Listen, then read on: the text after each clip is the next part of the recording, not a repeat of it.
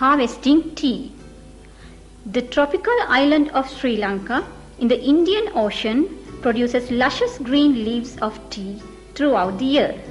A most common sight in the tea country, with the first rays of the morning sunlight, is the colorfully clad tea pluckers carrying baskets on their backs, sticks in their hands, and moving through the fields as if attending a ritual ceremony. It is their efficiency that makes the world famous Ceylon quality tea. The process of harvesting shoots by selective hand picking is called plucking. Plucking is a very important field operation. It demands skill, knowledge and experience to pick the correct shoot. It is the most labor-intensive and expensive field operation and absorbs about 65% of the requirements for labor and accounts for about 30% of total cost of production.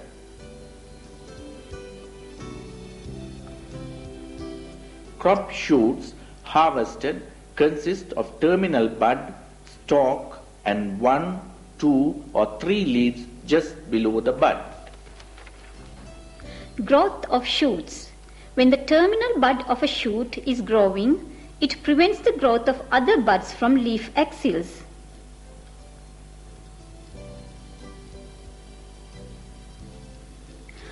But when the shoot is plucked, the axillary bud at the point of plucking starts to develop.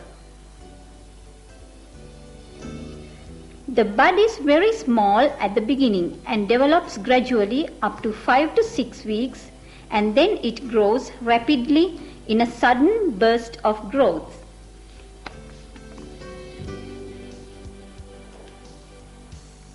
As the shoot grows, the first appendages that appear are 2 scale leaves.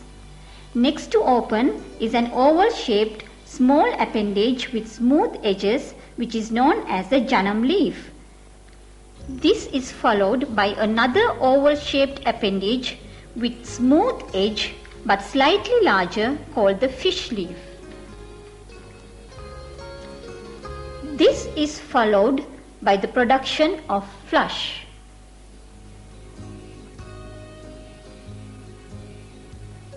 In some shoots and clones, the JANAM leaf is not clearly seen and is very insignificant or minute.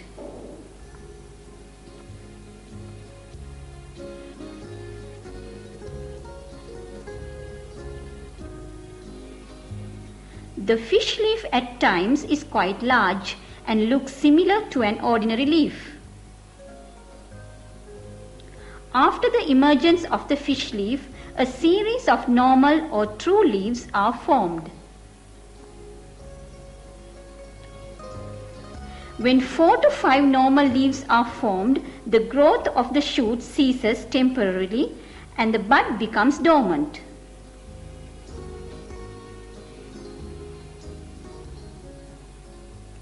Sometimes this could happen even after 2 to 3 normal leaves are produced. If this shoot is left unplucked, the dormant bud becomes active and starts growing again. This behavior of shoot growth is common for the tea plant and is called the periodicity of growth. The rate of shoot growth depends on climatic conditions, clone and vigor of tea. Under normal conditions, the harvested shoot consists of 2 or 3 leaves and has a growing bud. On an average, it takes 55 to 80 days for a shoot to develop into a harvestable unit from the point of plucking. However, under very favorable conditions, it takes only 45 to 50 days. Shoots with growing buds are called active shoots, while shoots where growth has stopped are called dormant or bangi shoots. Bangi and active shoots together is called flush. The number of shoots turning Bangi depends on ambient temperature, day length, jar of tea, soil nutrient status, and soil moisture status. The average weight of active shoot is generally higher than Bangi shoot. Therefore, the presence of more active shoots in the flush is desirable to achieve higher yield.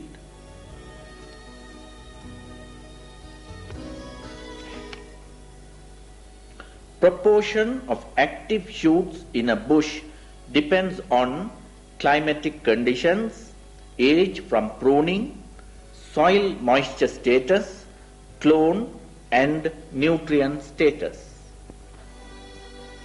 Standard of plucking.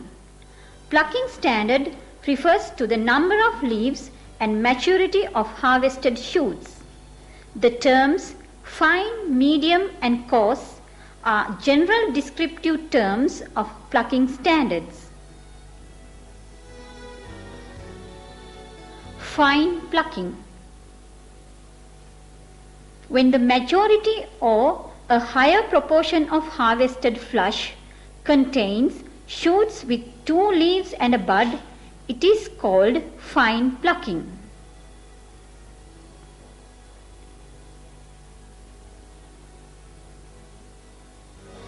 Fine plucking results in high quality but at the expense of quantity. Medium plucking. When harvested flush consists of equal proportions of 2 leaves and bud and 3 leaves and bud, it is called medium plucking.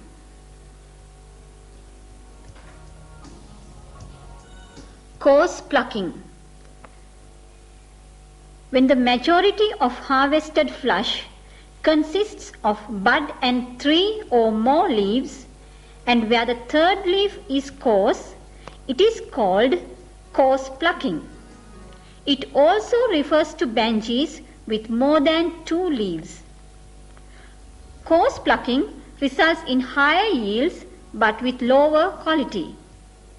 This could be attributed to high crude fiber content in coarse shoots. Maximum gain in shoot weight is attained when a shoot reaches 3-leaf and bud stage. Therefore, a higher proportion of 3 leaves and bud shoots in the harvested flush results in higher yields. This is evident from the fact that only about 5,000 shoots of 3 leaves and bud shoots are sufficient to make a kilo of black tea compared to about 8,000 shoots of 2 leaves and bud.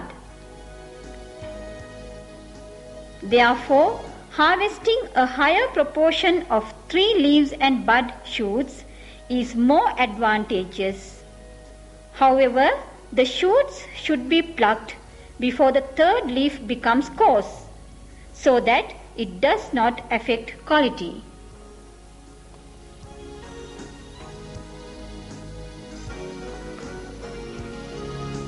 Severity of plucking. Severity of plucking refers to the point at which the shoot is plucked and what portions are left on the bush. This is described by the terms light and hard plucking. Light plucking. When a shoot is plucked leaving a leaf above the fish leaf, it is called single leaf plucking or mother leaf plucking. This is a form of light plucking. Single leaf plucking adds sufficient foliage to the plucking table, which is very important in maintaining the health and vigor of the bush. However, continuous light plucking is not practical due to the rise in the plucking table. This is especially so in the low country, where the growth rate is fast. Unnecessary rise in the plucking table results in loss of crop and unmanageable plucking height. However, only light plucking should be practiced during the period of recovery after pruning and in young tea to get an early cover. Light plucking should also be adopted during dry periods when plants are under moisture stress. Hard plucking. One form of hard plucking is JANAM plucking. When the shoot is plucked, leaving the JANAM leaf on the bush, it is called JANAM plucking.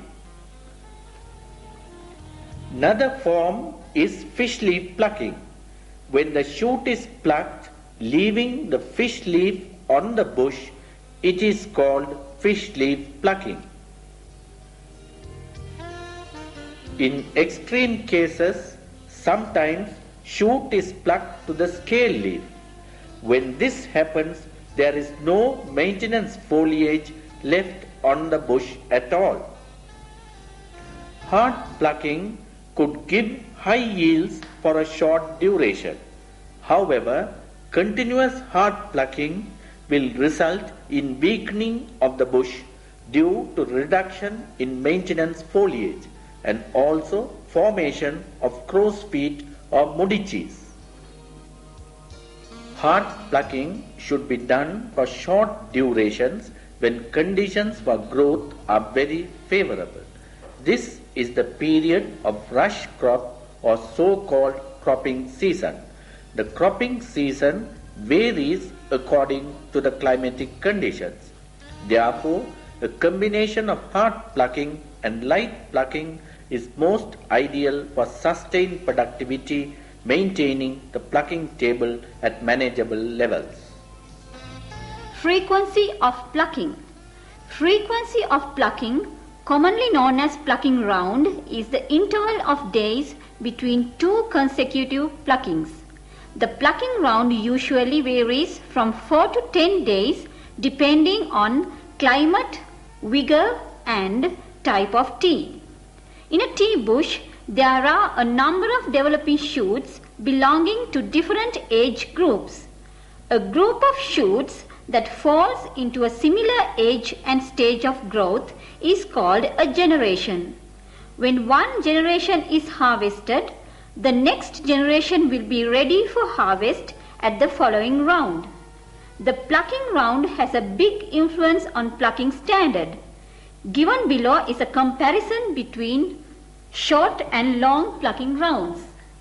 Short round, long round has more plucking rounds per year, less plucking rounds per year, require more pluckers per year, less pluckers per year, produces more shoots per bush, less shoots per bush, produces more generations per bush, less generations per bush, has small unit shoot weight, large unit shoot weight, tendency for less breakback, more breakback. An ideal plucking round is one in which the shoot of the required standard is harvested at its maximum pluckable weight with minimum breakback. The optimum plucking round depends on the following factors: ambient temperature, soil moisture status, vigor of tea, jar of tea and age from pruning.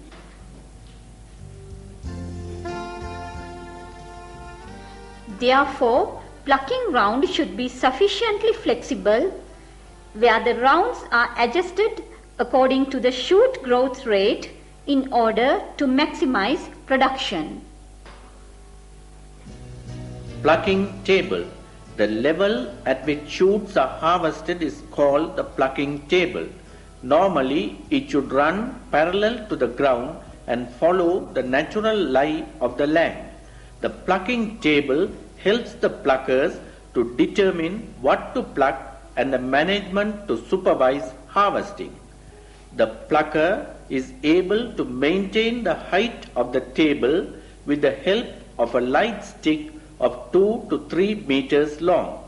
The plucker keeps this stick across the tea bushes during harvesting. Rise in the plucking table is unavoidable in a tea bush. However, excessive rise means loss of crop and unmanageable plucking surface. Breaking back. This is an operation required to maintain a leveled plucking table by breaking back coarse and unacceptable stalk portions which are present on the plucking surface. Plucking rounds should be adjusted in such a way that the breakback is minimum. Leaf standard. When the leaf is brought to the factory, a leaf standard is enforced in order to maintain the quality of acceptable green leaf. This is determined by taking a composite sample and separating into standard and substandard leaf categories.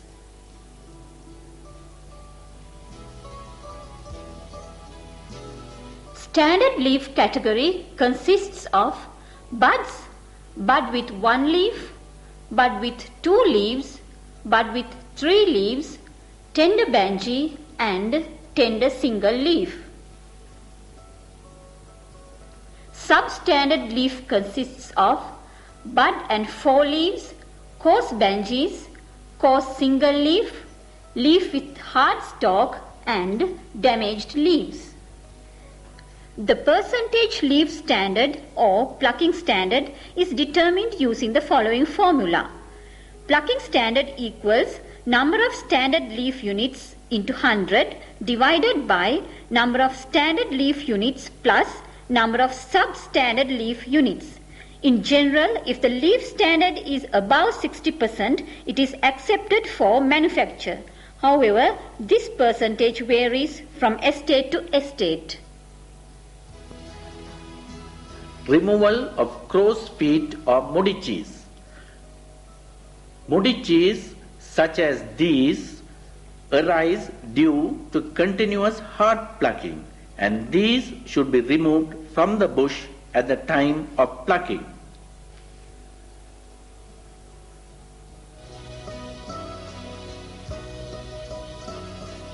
Leaving immature shoots or arimbus.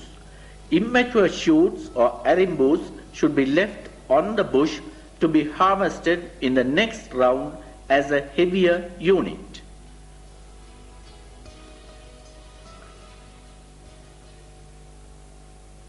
Removal of bangis.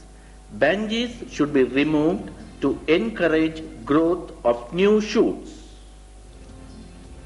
Filling hollows and interrows.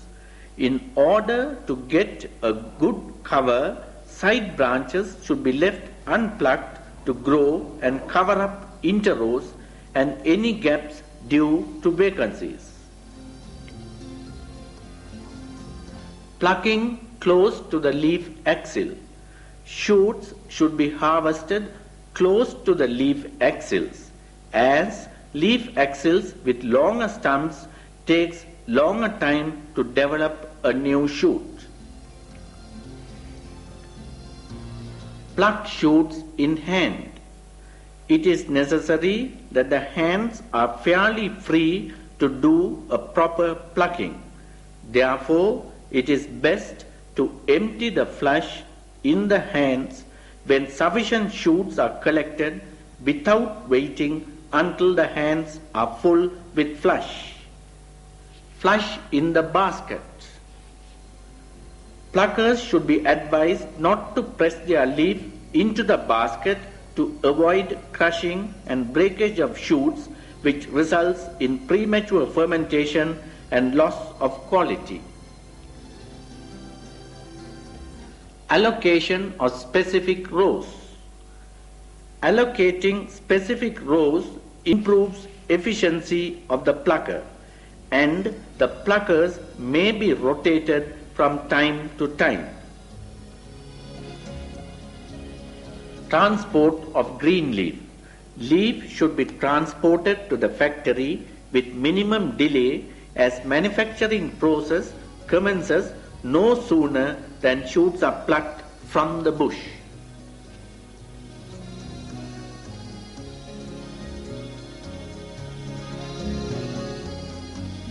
Plucking techniques.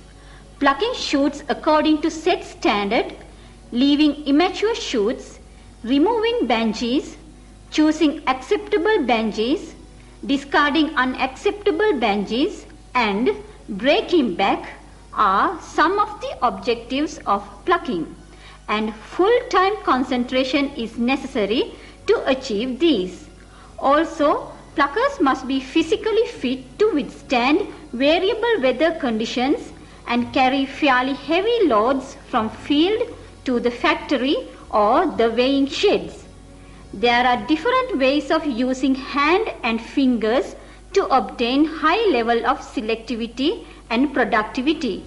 A method that suits one plucker may not give the same intake or selectivity with another plucker.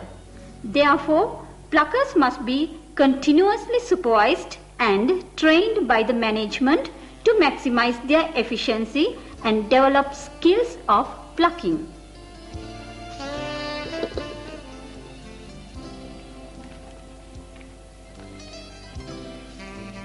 Mechanical plucking. Mechanical plucking could be done with shears or with machines. Shear plucking. Shears have the advantage that they could be used in any type of terrain. They are easy to handle. With shear harvesting, removal of cut pieces and stalks is essential so that it will not affect quality. Shears could be used during the heavy cropping period as well as when there is a labor shortage. Machine plucking. There are several types of machines with narrow blade and wide blade. A small machine requires 1 or 2 workers, while the large machine, which is heavier, requires 3 workers to operate. Machines harvest the shoots by cutting them with reciprocating hair clipper-like blades. There is no selectivity in machine plucking. Some of the disadvantages are high proportion of cut pieces, coarse leaves, and damage to the maintenance foliage. In addition, terrain and shade trees also impose some limitations for the use of plucking machines in tea plantations. However, plucking machines may be useful when there is a shortage of labor, such as during peak cropping months and labor strikes in the estate.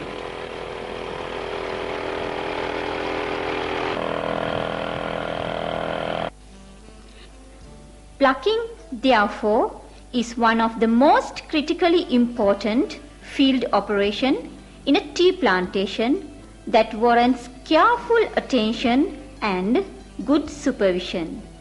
It is the type of plucking and the plucking standard adopted on the plantation that ultimately determines the character and valuation of the made tea. It is only when the harvested leaf that comes to the factory is of a reasonable standard that the processing technology could bring out the inherent quality to the best possible desirable limits. The quality of the harvested flush is what determines the character of the cup that cheers. And this is my good cup of tea.